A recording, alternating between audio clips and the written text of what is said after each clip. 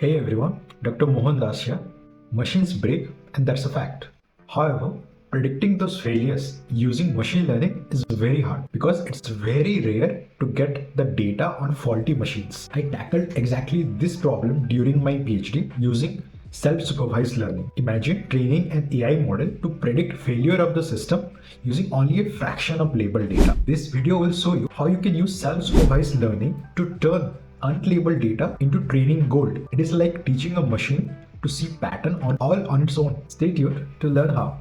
Before we dive in, I want to give a brief disclaimer. This video is a part of my PhD thesis. It may sound a little fancy when I use words like bond graph, but they're nothing fancy. They're just another way of creating a model for a system. For example, if I say a bond graph model of an LR circuit, it's nothing but just the Kirchhoff's law governing the LR circuit.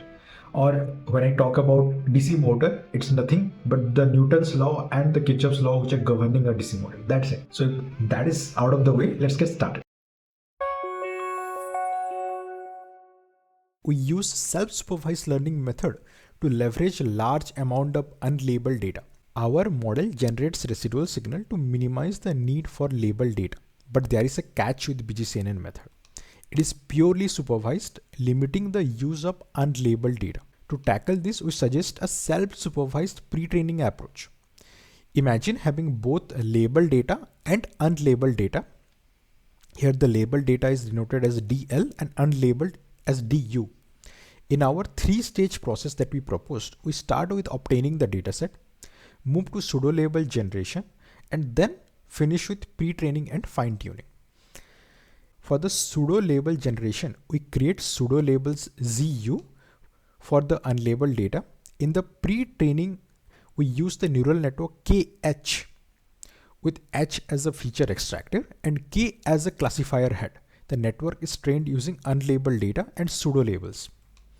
After pre-training, we replace the classifier head K with a new one G.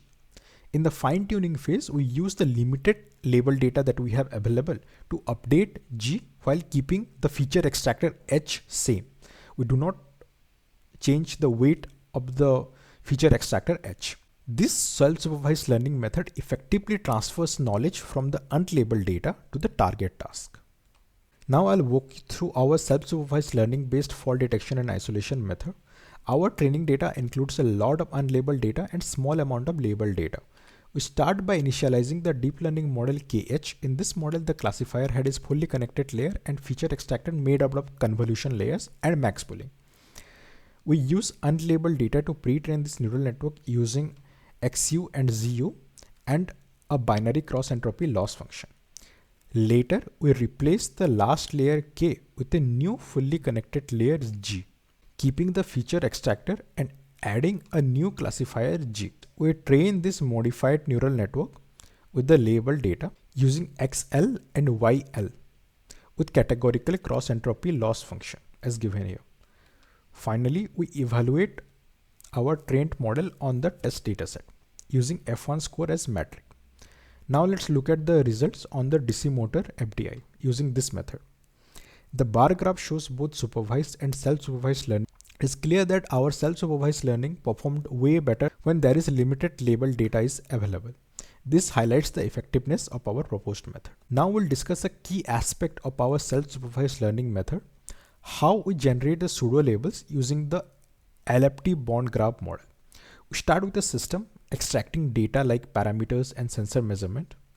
LFT bond graph model is nothing but just a analytical model including the physics of the system and which also includes the parameter uncertainty. We obtain residual signals and adaptive thresholds. The coherence vector formed by these signals and thresholds helps identify when a residual exceeds its threshold. These coherence vectors act as the pseudo labels for the self-supervised learning training. For each time instant, we calculate coherence vector based on residual and threshold value. If we consider a two-dimensional time series input data X with a three time step sliding window, the red box represents the input data to the model and Z becomes our evolving pseudo label. This process driven by the LFT bond graph is crucial for pre-training on unlabeled data. If you are looking for any advice on your project or on your PhD guidance, hit me up on TopMate. The link is given in the description. Till next time, stay curious. Cheers.